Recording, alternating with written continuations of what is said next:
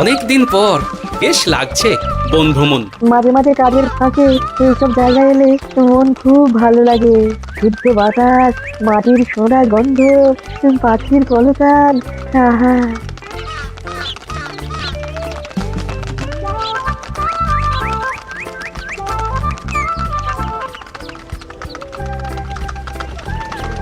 মহারাজের রথ থামছে। আমরা এইখানে বসে আজ রাজকার্য পরিচালনা করব। মন্ত্রী, তুমি ঝটপট এখানে বসার বন্দোবস্ত করে দাও। আমি এক্ষুনি ব্যবস্থা করে দিচ্ছি মহারাজ। এই এখানেই আমাদের বসার জন্য ছাউনি করে দাও। এক্ষুনি করে দিচ্ছি মন্ত্রী মশাই। এরা বসার জায়গাটা করে দিক, ততক্ষণ আমরা একটু হেঁটে আসি।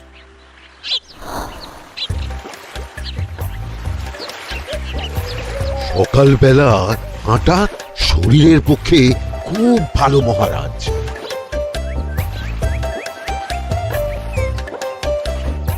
আগেকার দিনে রাজা মহারাজরা এই সব বনে মৃগয়া করতে আসতেন। মৃগয়া একদম ভালো নয় মন্ত্রী। তুমি জঙ্গলে আসছো অন্য প্রাণীদের মারতে, কেন মারবে? ওরা তো তোমার কোনো ক্ষতি করেনি। না, তা করেনি, কিন্তু তখন ওটা রাজা মহারাজাদের খেলা ছিল। শুনেছি আপনার প্রপিতামহ খুব ভালো বাঘ শিকার করতেন, অনেক বাঘ মেরেছেন। মন্ত্রী, তুমি একটা কথা হয়তো জানো না, আমার প্রপিতামহ শিকার করতেন, কিন্তু কোনো স্বাভাবিক জানোয়ারকে নয়। যে বাঘ মানুষ খেকো হয়ে প্রজাদের ক্ষতি করত, আমার প্রপিতামহ সেই সমস্ত বাঘদেরই মারতেন। এছাড়া উনি বন্য প্রাণী সংরক্ষণ করতে বড়ই ভালোবাসতেন।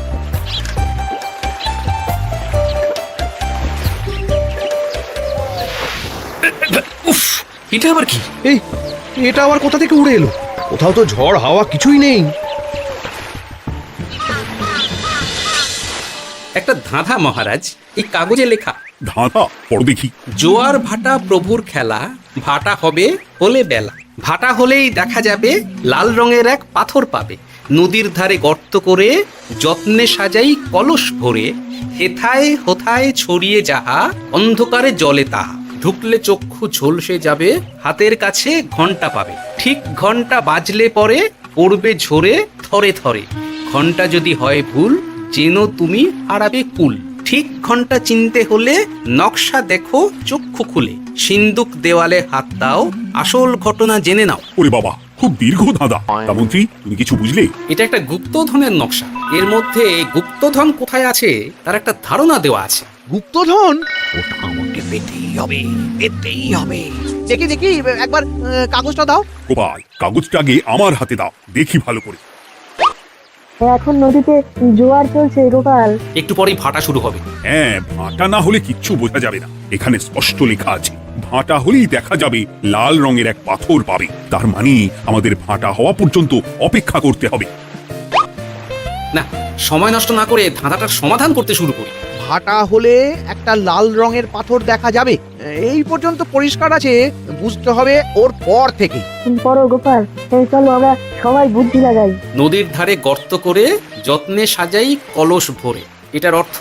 ধাঁধাটা মাথায় বসিয়ে নিয়েছি, এবার কে কি বলবে সেটা শুনতে হবে। চলো গোপাল, আমরা ধাঁধা যেমন যেমন বলেছি তেমন তেমন ভাবেই চলি। চলুন মহারাজ, এখন আমাদের দেখতে হবে লাল পাথর। কোথায় আছে লাল পাথর? চলো চলো সবাই, চোখ কান খুলে আমরা নদীর পাড় ধরে হাঁটি। আমি একটু তফাতে হাঁটি। গুপ্তধন আমাকে একা পেতে হবে। ভাটা হলেই দেখা যাবে লাল রঙের এক পাথর পাবে, আমাকে চোখ কান খোলা রাখতে হবে। লাল পাথর, নদীর চড়ায় লাল পাথর দেখতে হবে। লাল পাথর, লাল পাথর। ওটা কি? এই তো লাল পাথর, লাল পাথর। ওরা অনেকটা এগিয়ে গেছে, ওদের আমার দিকে নজর নেই। এই সুযোগ, এই সুযোগ, একা একা গুপ্তধন নিয়ে পালাবো।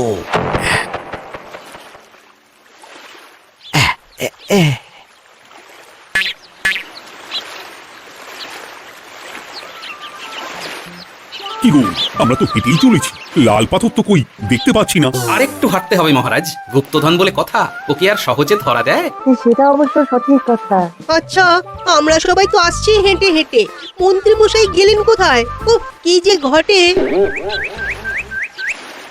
সত্যি তো, মন্ত্রী কোথায়? ও সেনাপতি, মন্ত্রীকে দেখেছো? কই না তো মহারাজ। তাহলে কোথায় গেলেন মন্ত্রী মশাই? এই জঙ্গলে বাঘ ভাল্লুক আছে, শেষে কিনা বাঘে নিল। হায় হায় হায়, মন্ত্রী গিন্নির কাছে আমি কি মুখ দেখাবো? বাঘ ভাল্লুকের পেটে যাবার লোক তো মন্ত্রী মশাই নন। ও গোপাল, কি ভাবছো? কিছু তো একটা বলো। এখন আমাদের মন্ত্রী মশাইকে খুঁজতে হবে। তবে মন্ত্রী মশাই বাঘ ভাল্লুকের পেটে যায়নি। তুমি নিশ্চিত হচ্ছ কি করে? অত পেঁচালো মানুষকে বাঘ ভাল্লুক গন্ধ শুকেই ছেড়ে দেবে, হজম করতে পারবে না। না না না, এখন রসিকতা করার সময় নয়। আমাদের মন্ত্রীকে খুঁজে বার করতেই হবে। কোথায় গেল মন্ত্রী? চলো চলো, গুপ্তধন মাথায় থাক, চলো মন্ত্রীকে খুঁজি। মন্ত্রী কোথায় গেল কে জানে। একবার পুরো ধাঁধাটা ঝালিয়ে নি। ভাটা হলেই দেখা যাবে লাল রঙের এক পাথর পাবে। ভাটা হয়েছে, লাল রঙের পাথরের মাথায় চাপ দিয়ে গুহার মুখও খুলেছি।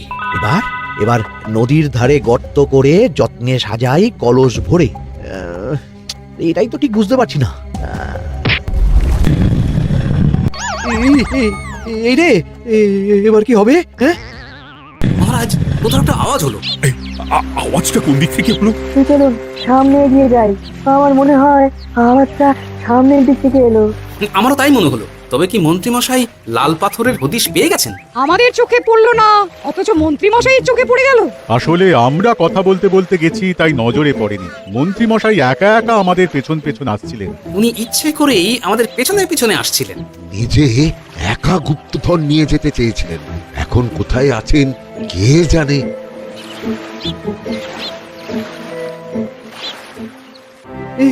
অন্ধকারে কিছু দেখতে পাচ্ছি না তো। দাঁতাতে কি ছিল? হ্যাঁ, কি ছিল? হেথায় হোথায় ছড়িয়ে যাহা, অন্ধকারে জলে তাহা, ঢুকলে চক্ষু ঝলসে যাবে, হাতের কাছে ঘন্টা পাবে। পেয়েছি পেয়েছি, ঘন্টা ঘন্টা ঘন্টাটা পেতে হবে। ঘন্টা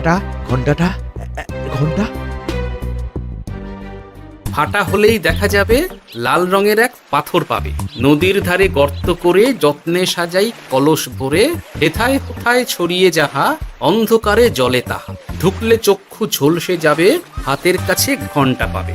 ঠিক ঘন্টা বাজলে পরে পড়বে ঝরে থরে থরে, ঘন্টা যদি হয় ভুল যেন তুমি হারাবে কুল। ঠিক ঘন্টা চিনতে হলে নকশা দেখো চক্ষু খুলে, সিন্দুক দেওয়ালে হাত দাও, আসল ঘটনা জেনে না। এবারে ভালো করে ঠান্ডা মাথায় ভাবতে হবে। ভাটা হলেই দেখা যাবে লাল রঙের এক পাথর পাবে। সেই লাল পাথরটাই তো খুঁজে পাওয়া যাচ্ছে না, অথচ মন্ত্রী মশাই খুঁজে পেলেন। আওয়াজটা কোথা থেকে আসছিল? এই কাছে পিঠে এই কোথা থেকে আওয়াজটা আসছিল।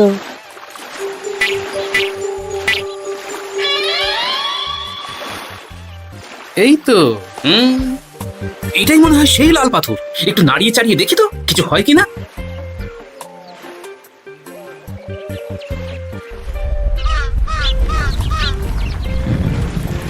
এই তো, কাজ হয়েছে। এই তো সুড়ঙ্গ। আপনারা নিচে নামুন। আপনারা কি দেখছেন সেটা বলবেন মহারাজ। সবাই যদি নেমে যাই, যদি কোনো কারণে সুড়ঙ্গের মুখ বন্ধ হয়ে যায়, তাহলে আর আমরা বাইরে বেরোতে পারবো না মহারাজ। গোপাল ঠিকই বলেছে, আমরা দুজন বাইরে থাকি। মহারাজ, আর একটা কথা, কোনো ঘন্টায় হাত দেবেন না, মনে আছে তো? ঘন্টা যদি হয় ভুল যেন তুমি হারাবে কুল। ওরে বাবা, এই বয়সে আর কুল হারাতে চাই না। ঠিক আছে, তোমার কথাই অক্ষরে অক্ষরে পালন করব। দেখি এই সুড়ঙ্গে মন্ত্রী মশাইকে দেখতে পাই কিনা। চলুন মহারাজ, সুড়ঙ্গে নামি। সবাই সাবধানে নামো।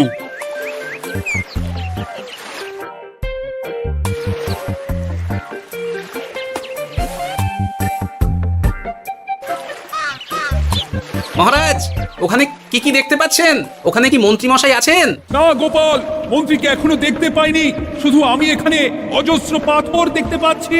পাথরে পাথরে ছয় লাভ, ছোট